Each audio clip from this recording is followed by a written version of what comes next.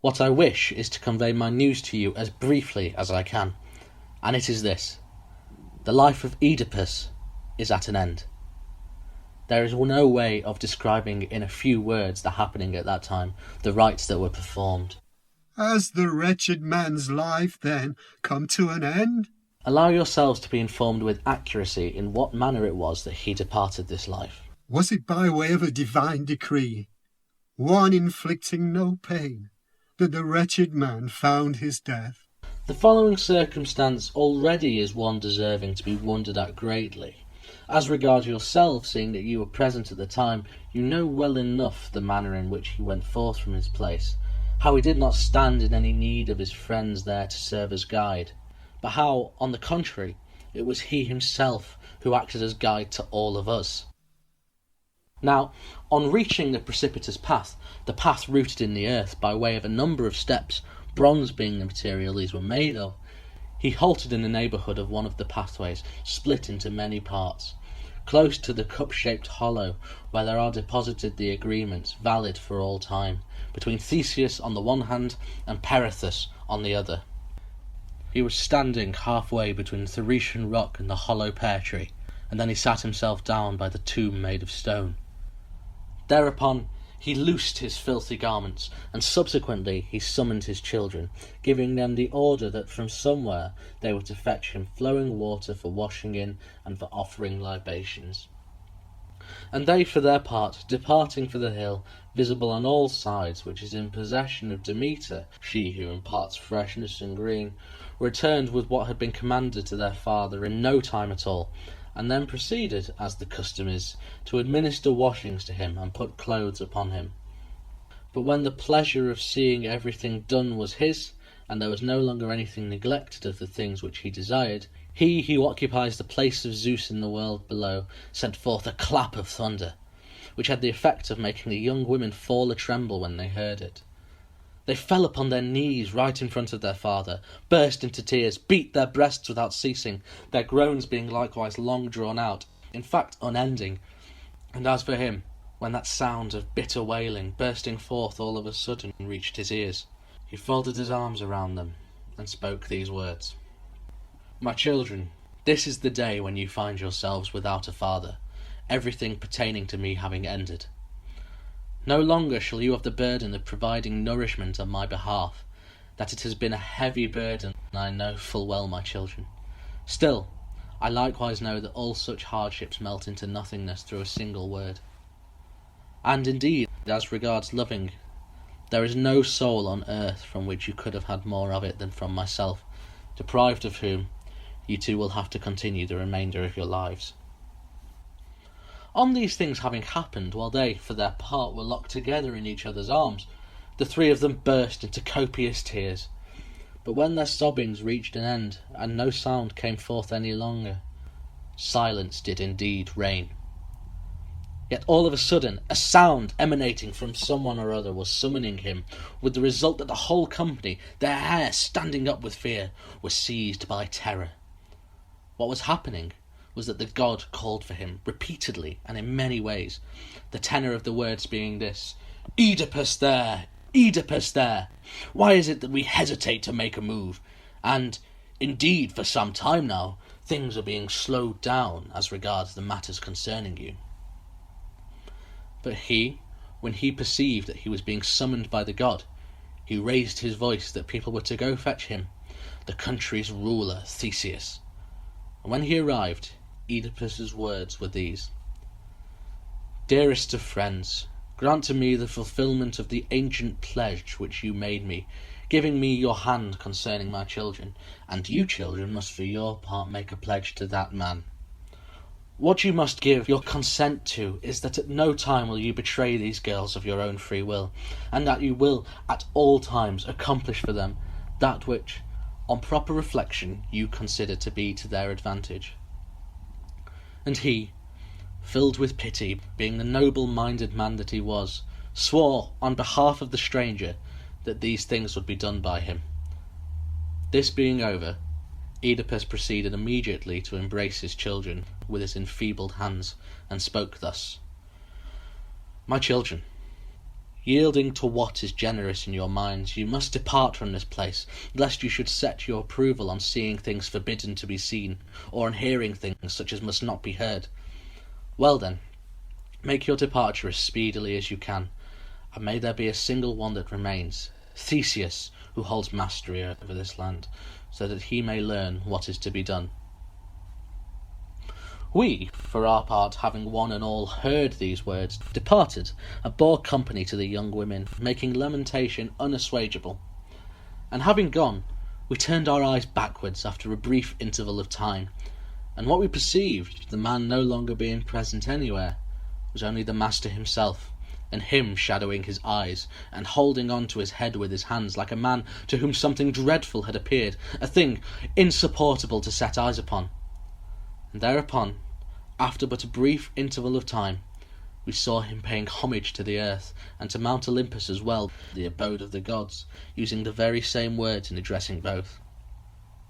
There is no mortal man capable of telling by what kind of death that man perished except Theseus himself. It was no fiery flash of lightning sent forth by a god that made an end, nor any mighty sea wind being stirred up at the time. No, it was a messenger sent forth by the gods, or else the powers of the netherworld, splitting the earth and opening up an access, not causing any pain in a spirit of benevolence. The man was dispatched by nothing to be lamented over, nor by any ailment attended with any feeling of distress. No, if any among mortals deserve to be marvelled at, it is he. And should it appear to anyone that I am speaking without sense, I should then make no attempt to bring over to my side those to whom I seem to be devoid of sense. Where are his daughters, and the friends accompanying them? The women are not far from here, certain sounds reaching my ears which are clear evidence of lamentation. Those sounds signify that the women are on their way here. Woe is me! The misery of it! Now indeed there has come for the two of us, unfortunate creatures that we are, to bewail to the very fullest the native blood, the ineffably tainted one that has come down to us from the side of our father.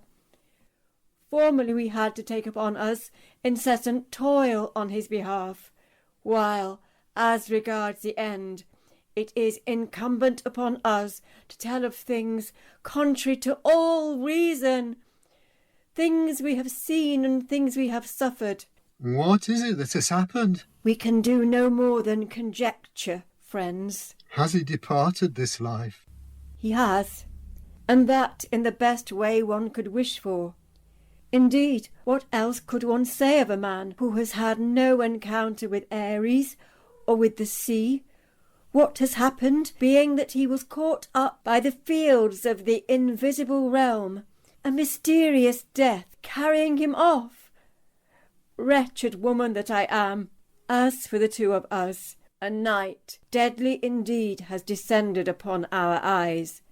And indeed, how shall we, roaming about in some distant land, or else upon the thunderous waters of the sea, be enabled to provide for ourselves sustenance necessary to life, of a kind hard to bear with? I know of no answer to this. How I wish that murderous Hades would seize me, that I, the wretched one, might suffer death along with that aged father of mine. And how could I wish otherwise, seeing that the life facing me in the future is one unlivable? Listen to me, you pair of sisters, best of daughters. That which a god brings upon us has to be borne, and the two of you ought not be unduly incensed against it. And indeed, nothing has so far come upon you, giving you the right to find fault with it as unendurable. There can be such a thing as longing for that which is counted among the evils. And indeed that which in no way was desirable became desirable, when it was he whom I held in my arms. Ah, Father, dear to my heart, it is he who, beneath the earth, is clad in darkness for ever and ever. Yet, though you are there and away, never shall the time come when you will be unloved by me and that sister of mine. He has accomplished it. He has accomplished that which was his desire. What was it? He has died in the foreign land where he wished that it should happen. He has found, down there below, a bed, one well shaded, one lasting for ever. And the grief which he left was by no means tearless. I bemoan you, Father, my eyes being filled with tears. What is needful, so that I, the wretched one, could make disappear an ache as violent as this? True enough, it was your wish that you die in a foreign land. Yet what your death did was that it left me alone. Ah, you wretched one! What, my dearest, is the fate in store for us, for you and me, finding ourselves bereft of our father? Still, since he has attained the end of life in a manner blissful, what you have to do, dear women, is to dispel your grief. After all, there is no one who is beyond the reach of ills. Let us hasten back, dearly beloved one. So that we should do what? A longing is taking possession of me. What kind of longing? You must tell me. To see his last home underneath the earth. Whose last home? Father's last home.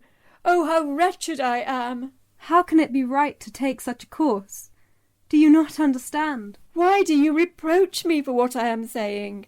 Are you not likewise aware? What again is the meaning of this? He was cast down, there being no grave, no token of any kind. Lead me there, and then slay me. The misery, the wretchedness of it!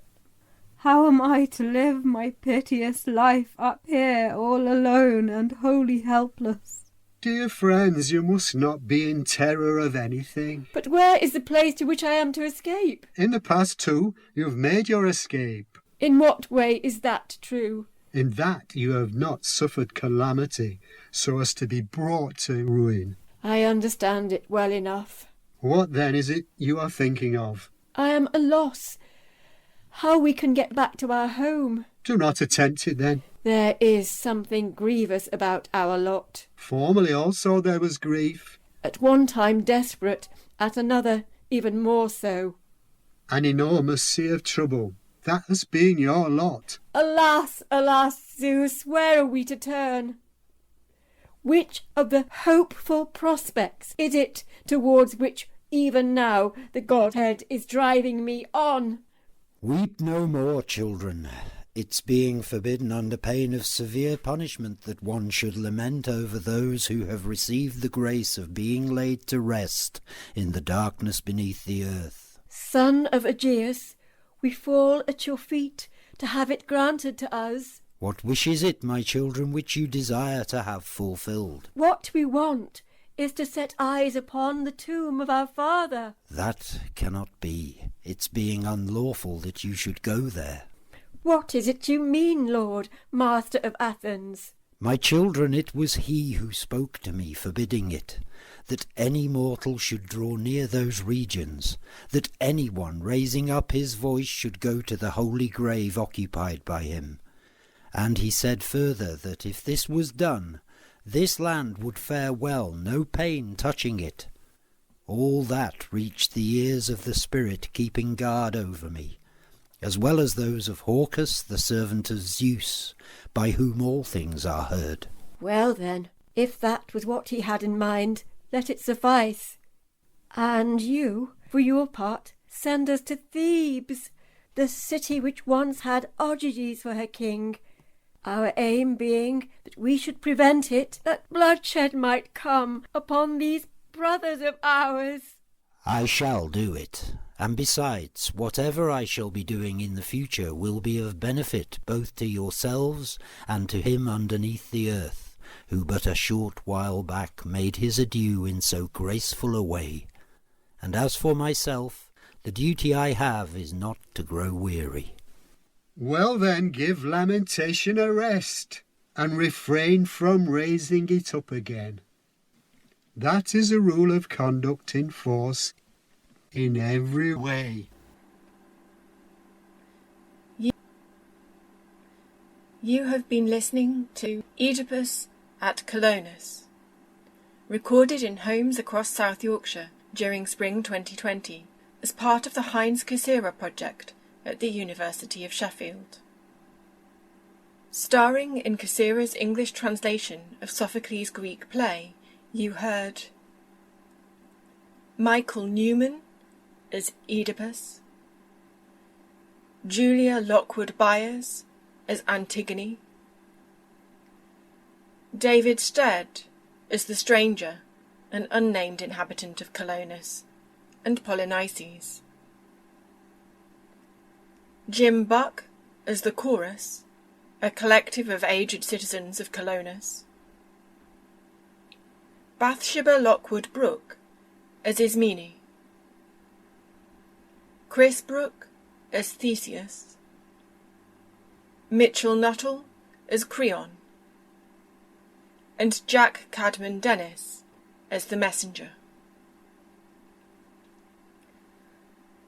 Actors' lines were knit together with dedicated post-production and editing by Ellie Pickersgill, with the support of Rob Hamus, from the University of Sheffield's Theatre Studies team. Original artwork was devised by Rachel McNiven for 77 Creations. Cassirer's script was prepared by Dr. Iona Hine as part of the Cassirer project. It is available to read online as part of the digital Cassirer collection hosted by the University of Sheffield. Special thanks are due to Eric Bohan for his assistance in recruiting the cast. This recording is copyright of the Cassirer Archive, University of Sheffield, 2020. The archive exists thanks to the generosity of the late Ronald Wiseman, Heinz Cassirer's friend and literary executor. To learn more about Heinrich Walter Cassirer, his life and works, visit the Cassirer collection, care of the Sheffield Institute for Interdisciplinary Biblical Studies.